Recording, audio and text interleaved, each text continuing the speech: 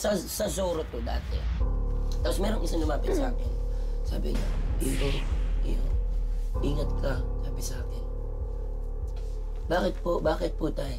Dati ka nang nabubuhay dito sa mundo na to. At least, hindi na to pangalawang beses. Hindi to unang beses na kita tayo. Talaga? Oh my gosh! Ganun siya. Tapos sabi niya sa akin, bakit po tay? Anak, naniniwala ka ba sa reincarnation? Sabi niya.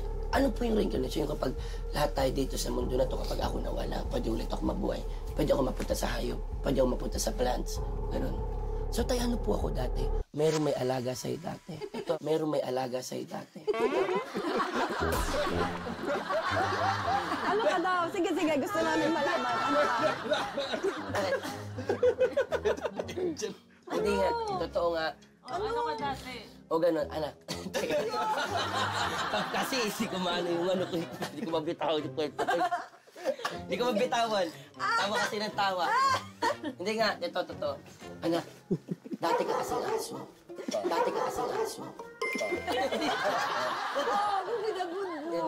totoo. Sabi ko. Anong breed daw? Anong breed? Hindi ko alam. Oh, Shih Tzu lang, Shih Tzu. Shih Tzu. Dati daw. Aspin. Dito to, dati daw. Basta. Chihuahua. Oo, anak, totoo.